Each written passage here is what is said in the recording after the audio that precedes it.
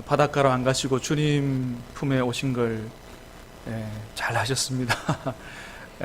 주님이 기뻐하실 줄 믿습니다. 오늘 교회에서 여러분의 영육의 최고의 피서를 경험할 수 있게 되기를 주님의 이름으로 축복합니다. 여러분, C.S. 루이스라고 하는 분의 이름을 들어보셨지요? 우리 기독교인들에게는 꽤 친숙한 이름이라고 생각이 되는데, 사진에 보면 저렇게 생긴 분이 C.S. 루이스라고 하는 분입니다. 1893년에 태어나서 63년까지 사셨던 분인데, 이분은 세계적인 명문 옥스퍼드와 캠브리지 대학의 교수였고, 또 20세기 영국이 낳은 최고의 기독교 사상가요, 기독교 변증가라고 알려진 그런 분이 바로 C.S. 루이스라고 하는 분입니다. 그래서 이분은 대학교 교수님이었지만 기독교 관련 책을 많이 쓰셨어요. 우리나라에서 영화로도 개봉된 적이 있는 나니아 연대기, 나니아 연대기라고 하는 책을 이분이 쓰셨고, 또 영어 원제목으로 미어 크리스찬니티라고 하는 순전한 기독교라고 하는 책도 쓰셨고, 또 우리가 흔히 이제 설교에서 예화로 대장 마귀가 쫄병 마귀한테 어떻게 이런 얘기하는 이 스크류 테이프의 편지라든지 이런 책들을 많이 썼는데, 전부 기독교 관련 베스트셀러죠. 이런 책들을 많이 써서 이 세상에 예수님에 대해서 증거하려고 그렇게 많이 애를 썼던 이 시대의 참 모범적인 크리스찬이다, 이렇게 얘기할 수 있는 분이 바로 C.S. 루이스라는 분입니다. 이분이 세계적인 명문대학의 교수라고 하는 이런 화려한 그 이력이 있기 때문에 많은 분들은 이분이 아주 부잣집에서 태어나서 좋은 환경에서 공부하고 그래서 출세한 이런 분으로 생각하는 분들이 많은데, 그런데 그의 삶은 고통의 연속이었다고 할 정도로 매우 어려운 삶을 살았다고 합니다. 그래서 그에게 붙은 별명이 있는데, 그 별명이 뭐냐 하면 C.S. 루이스는 고통의 동반자요, 고통의 해부학자요, 고통의 신학자다라고 하는 그런 별명이 붙었다고 해요. 고통의 동반자, 고통의 해부학자, 고통의 신학자. 그의 고통은 아주 어린 시절부터 시작이 됐는데 10살 때의 일이었습니다. 그가 10살 때 그의 어머니가 돌아가시는 것을 경험을 했는데, 그 어머니의 죽음이 그에게 얼마나 큰 충격과 아픔이었으면 그가 그 어머니의 죽음에 대해서 그렇게 표현했다 그래요. 어머니의 죽음은 마치 내게는 거대한 아틀란티스 같은 대륙이 침몰하는 것과 같았다. 모든 게 다 무너져 내리는 것과 같은 그런 아픔이 어머니가 세상을 떠나는 그런 아픔이었다라고 고백을 했다고 합니다. 두 번째는 성장기 때의 고통인데, 그가 영국의 윈야드 스쿨이라고 하는데 보내져서 공부를 하게 됐다 그래요. 근데 자기의 학창 시절을 생각하면서 중고등학생 때의 학창 시절에 대해서 뭐라 그러냐 하면 감옥과 같은 생활이었다, 그렇게 얘기했다 그럽니다.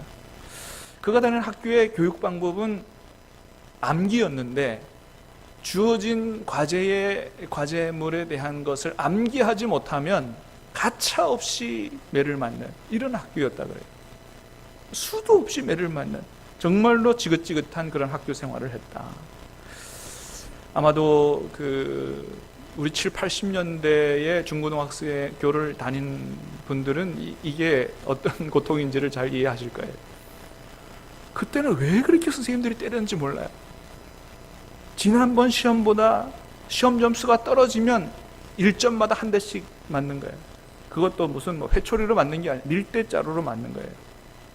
그래가지고 그냥 허벅지가 시퍼렇게 멍들어가지고 그렇게 공부한 사람들이 많은데, 그때는 왜 그렇게 했는지 모르겠어요. 요즘은 상상도 못하는 일이죠. 하여튼 그렇게 했습니다. 세 번째는 대학 시절의 고통이었습니다. 이분이 옥스퍼드 대학교를 다녔는데, 옥스퍼드 대학교는 소위 명문 대학교라고 그래서 주로 부유층 자제들이 많이 오는 학교인데, 자기는 너무너무 가난했다는 거예요. 그래서 자기 친구들을 보면 다 잘 사는데 자기만 너무 찢어지게 가난하니까 뭐냐 하면 그 비교 의식에서 느끼는 그 마음의 그 뭐라 그럴까요? 디프레스. 그래서 그 우울증, 그때 우울증 때문에 많이 고생을 했다. 그런 얘기를 하고, 그렇게 청년 시절까지 고통 속에서 살았던 루이스가 결혼 생활 이후에는 좀 행복하게 살았으면 얼마나 좋겠어요? 그러나 또한 역시 결혼 생활도 굉장한 고통이었다. 비로소 이 C.S. 루이스는 58세가 돼서 결혼을 하게 되는데, 미국의 여류 시인인 조이라고 하는 여인과 만나서 결혼을 하게 됩니다. 58세에 결혼하는데, 이 여인이 결혼한 지 3년 4개월 만에 암으로 세상을 떠나게 됩니다. 결혼하자마자 얼마 되지 않아서 부인과 사별해야 되는 그런 또 아픔을 겪게 된 것이죠. 그래서 이런 C.S. 루이스의 사랑과 결혼에 대해서는 섀도우 랜즈라고 하는 영화로도 그렇게 만들어졌다 그러죠. 마지막으로는 학문적 고통인데, C.S. 루이스가 우리 기독교인들에게는 대단히 고마운 믿음의 선배이긴 하지만은 당시 옥스퍼드나 캠브리지 대학에서 이 교수들 사이에서는 거의 왕따 수준이었다 그럽니다. 왜냐하면 이분이 영문학 교수인데 학문적인 글은 잘 안 쓰는 거예요. 그 대신 뭐 나니의 연대기라든지 이 어린이들이 기독교 이 성경을 접할 수 있는 기독교 신앙을 전파하는 이제 소설이거든요. 이런 어린이를 위한 소설을 쓴다든지 또는 기독교적인 길을 많이 썼기 때문에 주변의 교수들이 무슨 교수가 돼가지고 맨날 저딴 글만 쓰냐, 학문적인 글을 써야지 이러면서 비난을 하는데, 뭐라 그러냐면 C.S. 루이스는 대중적인 팥죽을 얻기 위해서 학문적인 장자권을 팔아버린 사람이다, 이런 정도로 막 비난을 하고 매도를 하고 그렇게 했다는 거예요. 왕따를 당했다는 거죠. 그래서 20년 동안 교수로 있는 동안에 정교수 선출에서 3번이나 떨어지는 이런 굴욕을 맛보기도 했던 분이 C.S. 루이스라 그럽니다. 이렇게 그가 겉으로 보기에는 옥스퍼드 대학, 캠브리지 대학의 교수라고 하는 화려한 커리어가 있었지만은, 그러나 그는 어느 누구보다도 큰 고통 속에서 살아야 했던 그런 사람이었다라고 하는 것입니다. 그러나 그분이 참으로 대단한 이유는, 그분이 오늘날의 영적인 거장으로 그렇게 존경을 받는 이유는 그런 고통에 무릎을 꿇지 않았다라고 하는 것이죠. 오히려 그는 고통이라고 하는 것이 왜 우리 인생에게 찾아오는지, 선하신 하나님이 왜 우리 인생에 고통을 허락하시는지에 대해서 철저하게 파헤치는 오히려 고통의 해부학자가 되었다라고 하는 것입니다. 그런 그 고통의 원인, 이유 이런 것들을 철저하게 파헤치는 그런 고통의 해부학자의 모습이 그가 쓴 고통의 이유라고 하는 책에 잘 나타나는데, 이 고통의 문제에 대해서 C.S. 루이스가 내리는 결론은 뭐냐 하면, 이 고통이라고 하는 것은 하나님이 우리에게 허락하시는 은혜의 선물인데 왜 우리에게 고통을 허락하시느냐? 하나님의 백성들이 이 세상, 타락한 세상 속에서 안주하며 살지 않도록 하기 위해서 하나님이 우리에게 고통을 보내신다. 그래서 이 고통을 통해서 우리가 세상 속에 안주하지 아니하고 하나님과의 교제를 회복하고, 궁극적으로는 이 고통을 통해서 하나님이 우리를 천국으로 인도하신다. C.S. 루이스는 그렇게 고통에 대해서 얘기합니다. 그래서 고통은 타락한 인간을 향한 하나님의 사랑의 표현이다, 이렇게 얘기를 합니다. 이런 하나님의 모습은 마치 칼을 든 외과 의사와 같은 분이다, 그렇게 얘기합니다.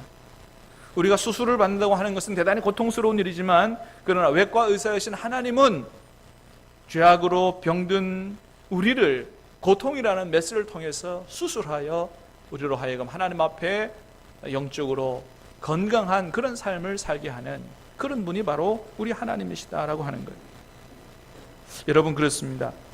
우리 하나님의 사랑은 우리를 있는 그대로 받아주시는 사랑이기도 하지만, 그냥 받아주고 구원받았으니 됐다 이런 분이 아니고, 우리가 더욱더 하나님께서 사랑하실 만한 그런 온전한 하나님의 자녀로 변화되고 그렇게 온전해지도록 하기 위하여 고통을 보내시는 사랑이 바로 우리 하나님의 사랑이다라고 하는 것입니다. 여러분, 그렇습니다. 그래서 우리가 인생에서 만나게 되는 고통이 다 우리를 사랑하시는 하나님의 특별한 섭리 가운데 있는 것이다. C.S. 루이스는 그렇게 이야기를 하는 거예요. 여러분, 그렇습니다. 고통을 통해서 우리를 변화시키고 온전하게 하시는 이런 하나님의 특별한 섭리, 이것은 C.S. 루이스만 얘기하는 게 아니라 성경을 통해서도 우리가 그것을 많이 볼 수 있는데, 그 대표적인 이야기가 뭐냐 하면 바로 요셉의 인생을 통한 이야기입니다. 여러분, 우리가 오늘 창세기 37장에서 요셉에 관한 이야기를 조금 읽었는데, 요셉이 형들에게 미움을 받아가지고 이제 얻어맞고 애굽으로 팔려가는 그런 장면이죠. 자, 이때의 나이가 몇 살이라고 그랬냐면 17살이라고 그랬어요. 한참 감수성이 예민한 이 17살의 나이, 이 어린 나이에 요셉이 형들에게 미움을 받고 또 폭행을 당하고 구덩이에 던져짐을, 내팽개쳐짐을 당하고 나중에는 애굽으로 은 20에 팔려서 그렇게 아무도 없는 이국 땅으로 그렇게 끌려가서 거기서 노예로, 종으로 그렇게 살아가는, 그래서 처음 삶을 보디발 장군 집에서 그렇게 종으로 살게 됐죠. 여러분, 생각해 보십시오.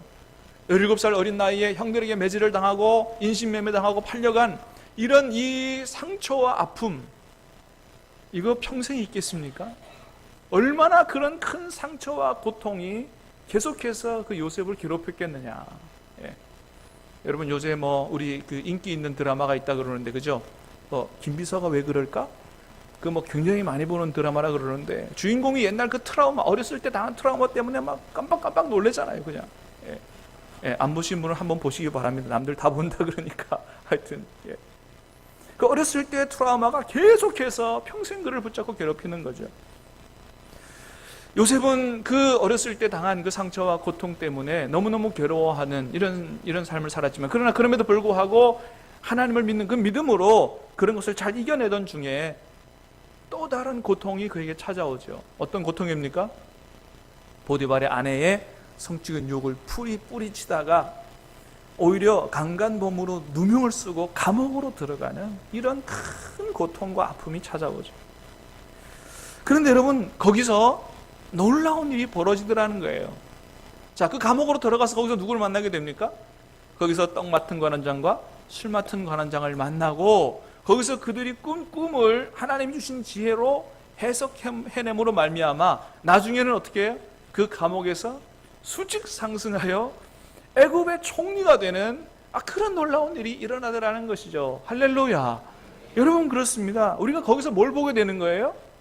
요셉의 인생은 고통으로 점철된 인생이었지만은, 그러나 그의 인생을 결국에는 모든 것을 합력하여 선을 이루고 선하게 이끌어 가시는 하나님의 특별한 섭리가 그 가운데 있다는 것을 우리가 발견하게 되죠. 비록 요셉의 형들이 그를 미워하고 때리고 팔고 하는 이런 것들이 하나님이 시킨 일은 아닐지라도, 그러나 그런 고통 가운데 있는 요셉을 하나님께서 모른 채 하지 않으시고 버려두지 않으시고 그의 인생을 선에 인도하셔서 요셉을 애굽의 총리로 들어 쓰시는 그런 하나님의 놀라운 계획과 놀라운 섭리를 우리는 하나님의 말씀에서 보게 되는 것입니다. 근데 놀라운 건 뭐냐 하면, 이런 하나님의 놀라운 섭리를 요셉 자신도 깨달아 알았다는 거예요. 이게 놀라운 것입니다. 아내가 이렇게 어려운 삶, 고통스러운 삶을 살고 있지만, 그러나 이것이 우연히 일어난 일이 아니라 하나님의 특별한 섭리 가운데 있는 것이구나. 이걸 요셉이 깨달아 알았다는 거예요. 그래서 나중에 총리가 된 요셉이 자기를 팔았던 형들과 애굽 왕궁에서 만나게 되는데, 그때 요셉이 뭐라 그럽니까? 한번 창세기 45장 5절 말씀을 한번 같이 읽겠습니다. 시작. 당신들이 나를 이곳에 팔았다고 해서 근심하지 마소서, 한탄하지 마소서. 하나님이 생명을 구원하시려고 나를 당신들보다 먼저 보내셨나이다. 아멘. 여러분, 그렇습니다. 아니, 원수 같은 형들, 자기를 때리고 돈 받아 팔아버리고 이런 형들 만났으면, 그리고 자기가 이제 애굽의 총리가 돼서 절대 권력을 가지고 있는데, 보통 사람 같았으면 어떻게 했겠어요? 원수는 외나무 다리에서 만난다더니 오케이, 그래, 내가 누군 줄 알아, 그래서 여봐라 해가지고 완전히 한 번에 끝내버릴 수도 있는데, 오히려 뭐라 그럽니까? 당신들이 나를 이곳에 팔았다고 해서 근심하지 말라고. 아니, 복수를 하기는커녕 오히려 자기가 요셉인 걸 알고 자기들의 동생인 걸 알고 두려워하는 형들의 마음을 위로하고 있습니다. 안정시키고 있어요. 근심하지 마시고 한탄하지 말라고. 그리고 이 모든 일이 누가? 하나님이 많은 생명을 구원하려고 나를 당신들보다 이곳에 나를 하나님이 보내신 거라고 그렇게 얘기하면서 오히려 형들을 위로하면서 나중에 성경을 읽어보면 그들의 모든 노후와 그 조카들의 인생까지 책임지는 이러한 위대한 인생으로 살았던 그런 사람이 바로 요셉이라고 하는 것을 우리가 잘 알고 있죠. 여러분, 그렇습니다. 요셉은 자신의 인생에 드리워진 그런 고통의 문제를 하나님의 섭리신앙으로 극복했다는 거예요. 하나님의 섭리신앙으로 극복했다. 그렇게 요셉은 하나님이 고통이라는 파도를 통해서 매우 아름답고 귀한 진주로 빚어낸 그런 인생이 바로 요셉의 인생이다, 이렇게 얘기할 수 있습니다. 여러분, 성경 인물 가운데 욥이라고 하는 사람 잘 알죠? 여러분, 욥도 바로 섭리신앙을 가진 사람이었다라고 하는 것입니다. 여러분, 욥기에서 보는 것처럼 욥이 하나님 앞에 얼마나 의로운 사람이었어요. 하나님이 욥을 너무 기뻐하셨습니다. 얼마나 기뻐하셨느냐 하면 사단 앞에서 욥을 자랑합니다. 사단아, 네가 저 세상에 있는 욥을 유의하여 보았느냐? 그처럼 정직하고 온전하고 하나님을 경외하며 악에서 떠난 자가 없다고, 그렇게 욥을 자랑할 정도로 욥은 거의 완전한 사람이었습니다. 그런데 그에게 어느 날 말할 수 없는 고통이 찾아오기 시작했습니다. 갑자기 스바 사람들이 들이닥쳐서 수천 마리 되는 그의 소와 나귀를 한 번에 다 죽여버렸습니다. 그런 보고를 받자마자 다른 종이 쫓아와가지고 그런 얘기합니다. 주인님 큰일 났습니다. 갑자기 하늘에서 불이 떨어져서 주인님의 양과 종들을 다 살라서 죽여버렸습니다. 큰일 났습니다. 그런 보고를 받자마자 또 한 종이 쫓아와서 얘기합니다. 주인이여, 큰일 났습니다. 갑자기 돌풍이 불었는데 자녀 10명이 앉은 집이 무너져서 주인 자녀 10명이 한꺼번에 다 죽었습니다. 그런 얘기를 들었을 때 욥이 어떻게 했습니까? 아니, 하나님, 어떻게 이럴 수 있습니까? 하나님을 원망하거나 또는 자기 가축대에 달려들어 모든 가축을 죽이고 뺏어간 이런 사람들에게 어떻게 하면 복수를 할까를 생각한 게 아니라 욥은 그런 얘기를 들었을 때 이렇게 얘기합니다. 말씀을 같이 한번 읽어보겠습니다. 20절부터 22절 3절 시작. 욥이 일어나 겉옷을 찢고 머리털을 밀고 땅에 엎드려 예배하며 이르되 내가 모태에서 알몸으로 나와 싸운즉 또한 알몸이 그리로 돌아가올지라. 주시니도 여호와시요 거두시니도 여호와시니 여호와 이름이 찬송을 받으실지니이다 하고 이 모든 일에 욥이 범죄하지 아니하고 하나님을 향하여 원망하지 아니하니라. 아멘. 그런 엄청난 고통을 당했음에도 불구하고 하나님을 원망하고 복수할 생각을 하는 게 아니라 하나님 앞에 엎드려 예배했다는 거예요. 그리고 고백하는 게 주시니도 여호와시요 거두시니도 여호와시니 오직 이 모든 일을 통하여 하나님이 영광을 받으시라고 얘기하면서 절대 입으로 하나님을 원망, 불평, 욕하는 죄를 범하지 아니했다는 것입니다. 여러분, 어떻게 이렇게 할 수 있죠? 이 모든 상황 속에 있는 하나님의 특별한 섭리를 믿지 않는 한 절대로 이렇게 할 수가 없는 거죠. 그렇습니다, 여러분. 욥도 모든 상황 속에 일어나는 일 속에 하나님의 섭리가 있다고 믿는 섭리신앙을 가진 사람이었다라고 하는 거예요. 여러분, 위대한 믿음의 성군 다윗은 어떻습니까? 다윗 또한 그런 섭리신앙을 가진 사람이었다고 하는 거예요. 사무엘하 16장에 보면 다윗의 아들 압살롬이 반란을 일으켜서 아버지를 죽이려고 할 때 막 도망을 가면서 그렇게 울면서 도망을 가는데 그때 사울의 친족인 시므이라고 하는 사람이 쫓아와서 막 돌을 던지며 막 욕을 하면서 그렇게 저주합니다. 피 흘린 자여, 사악한 자여, 가거라 가거라. 하나님께서 네가 한 모든 죄에 대해서 지금 너 아들을 통해서 하나님께서 벌을 내리시는 거라고 막 욕을 하고 막 저주를 하고 그랬습니다. 그때 옆에 있던 아비새라고 하는 장군이 너무너무 화가 나가지고 다윗에게 그렇게 얘기합니다. 왕이여, 아니 저 개 뭐 같은 놈이 지금 왕을 보고 저렇게 얘기합니까? 당장 나를 보내서 저놈의 목을 쳐가지고 목을 베어오게 해달라고 그렇게 얘기했을 때 다윗은 그때 이렇게 얘기합니다. 사무엘하 16장 말씀을 한번 읽어보겠습니다. 시작. 그가 저주하는 것은 여호와께서 그에게 다윗을 저주하라 하심이니 내가 어찌 그리하였느냐 할 자가 누구겠느냐 하고, 시므이가 와가지고 막 자기를 욕하고 저주하고 할 때 다윗은 그 시므이를 바라본 게 아니고 자기 자신을 바라봤어. 내가 뭔가 하나님 앞에 잘못한 게 없는가. 그래, 그러지 않고서야 어떻게 이런 일이 있지. 이 모든 상황 속에서 지금 내가 당하는 고통 속에 하나님의 특별한 섭리가 있다라고 그렇게 믿고 그냥 그것을 그대로 받아들였다는 거예요. 그래서 다윗은 시편 31편에서 이런 고백을 합니다. 한번 같이 읽어보겠습니다. 시작. 나의 앞날이 주의 손에 있사오니 내 원수들과 나를 핍박하는 자들의 손에서 나를 건져 주소서. 아멘. 나의 앞날이 누구 손에 있다고요? 하나님의 손에 있다. 나의 앞날이. 지금 내가 고통을 당하는 것도 모든 것들이 다 하나님의 섭리 가운데 있기 때문에 내 모든 앞날도 하나님의 손에 있다. 앞으로 당하는 모든 어려움 가운데서 주님께서 건져달라고 그렇게 기도하고 있는 것을 보게 됩니다. 여러분, 신약 성경으로 넘어와서 사도 바울 어떤 신앙을 가진 사람이었을까요? 마찬가지로 그도 섭리 신앙을 가진 사람이었다라고 하는 것입니다. 여러분, 사도 바울이 이제 변화된 이후에 완전히 주님 앞에 자신의 인생을 드리고 자신의 목숨을 드리고 복음을 위하여 살아가고자 그렇게 결심하고 전 세계 복음화를 위해서 복음을 들고 로마로 갈 때에 여러분, 꽃가마 타고 간 게 아니고 뭘 타고 갔어요? 죄수의 신분으로 배를 타고 끌려갔죠. 그렇게 로마에 들어가서도 로마의 감옥에 몇 차례 투옥되는 그런 어려움을 당했습니다. 그때 바울은 감옥에 들어갔을 때도 빌립보 교인들에게 편지를 써서 뭐라고 그러느냐, 이렇게 얘기합니다. 빌립보서 1장의 말씀 시작. 형제들아, 내가 당한 일이 도리어 복음 전파에 진전이 된 줄을 너희가 알기를 원하노라. 이러므로 나의 매임이 그리스도 안에서 모든 시위대 안과 그 밖에 모든 사람에게 나타났으니. 아멘. 나의 당한 일이, 내가 감옥에 들어간 것이 속된 말로 재수가 없어서 그렇게 된 것이 아니고 뭐예요? 이 모든 일이 복음 전파의 진전이 된 줄을 너희가 알기를 원하노라. 내가 비록 감옥에 들어가는 그 지금 고난 중에 있지만은 그러나 이것이 주님의 복음 전파의 전도에 오히려 하나님께는 오히려 유익이 됐다. 이 모든 일 속에 하나님의 특별한 섭리가 있는 것이다 라고 그렇게 편지하면서, 그러니 빌립보서를 통해서 빌립보 교인들에게 계속해서 강조합니다. 나를 위해서 염려하지 말고 뭐예요? 기뻐하라고 그렇게 얘기하고 있습니다.